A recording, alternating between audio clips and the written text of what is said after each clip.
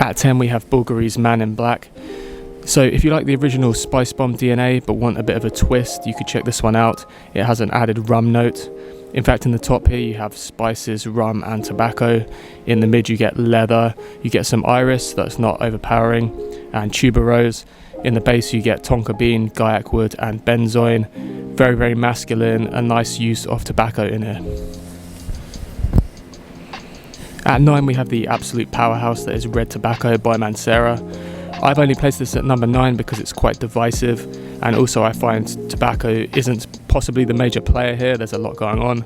So in the top you have cinnamon, oud, incense, saffron, nutmeg, green apple and pear. In the mid you get a heavy dose of patchouli as well as jasmine. In the base you get that tobacco. You also get vanilla, amber, sandalwood, gaiac wood, musk and vetiver. This is most famous for its nuclear performance, so go easy on the sprays, but definitely one to check out. At 8 we're going with the masterpiece that is The Dreamer by Versace. Extremely affordable, yet very high quality smelling. I enjoy this a lot. It's tobacco mixed with white florals and iris. An interesting, unique combination, but definitely works. Very masculine, one of the best bargain fragrances out there. At 7 we have Centaurus by Creed. A nice use of tobacco here. It's mixed in with a lot of other notes. So in the top you get cinnamon, tobacco, cardamom and pink pepper. In the mid you get sandalwood, quite a heavy dose of patchouli, as well as heliotrope, geranium and jasmine. And in the base you get bourbon vanilla, tonka bean, benzoin, tolu balsam and ambroxan. So a nice mix of kind of wintry, sweet notes. Real powerhouse performer this, if you're sick of Creed's quite poor performing fragrances and you want something heavier and spicier for the colder months that smells very high quality, definitely check out Centaurus. At 6 we have the very famous Tobacco Vanille by Tom Ford.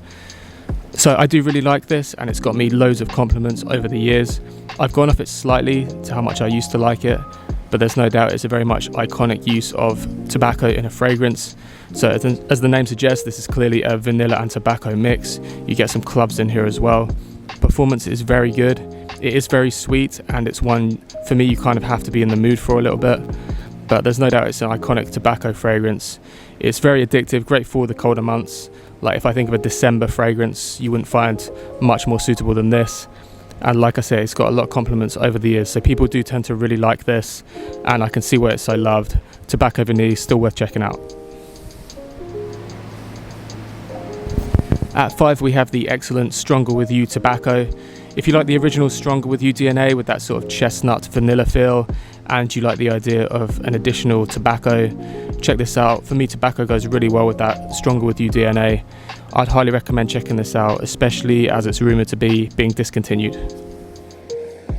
At 4 we have the extremely masculine Signature Leather Tabac by Zaharoff. Quite a heavy tobacco in here, as you would imagine. So you get a nice combination of leather with tobacco, but there's a lot going on here. So in the top you have star anise, plum, black pepper, sage and rosemary. In the mid you get that tobacco. You also have a noticeable birch tar, myrrh, cumin and Bulgarian rose. In the base you get leather, honey, oud, suede, frankincense, praline, Madagascar vanilla and Indonesian patchouli leaf. It smells very high quality, extremely masculine. A very masculine use of that tobacco, so the tobacco and the leather mixes very well.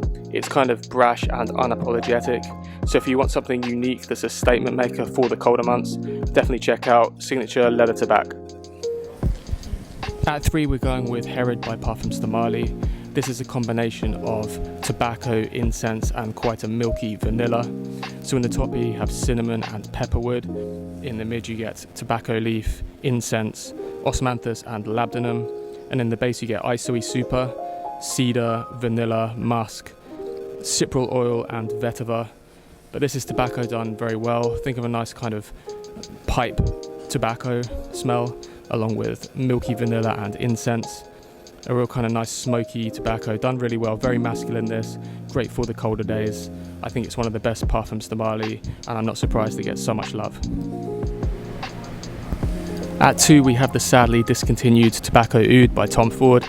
A real masculine, brash, unapologetic powerhouse. Smells kind of like an ashtray, but in a good, interesting way. So you get an ashtray opening, and then you get a few things going on in the dry down, such as vanilla. But in the notes here, you get a top note of whiskey. So you get that initial interesting hit of whiskey, as well as that kind of ashtray feel I mentioned. In the mid, you get spicy notes, cinnamon and coriander. In the base, you get tobacco, of course. You have oud, incense, sandalwood, patchouli, benzoin, vanilla and cedar. Very brash, masculine and unapologetic. Definitely a daring fragrance. I know Jeremy Fragrance used to hype this a lot back in the day, and it topped his Tom Ford lists, and it's very popular elsewhere on YouTube here as well, and for good reason. Like I say, it's a bit out there, it's very unique. I do enjoy this. I'm disappointed it's been discontinued, and if you can still get hold of it, then I would recommend trying it for sure, as it's a great fragrance.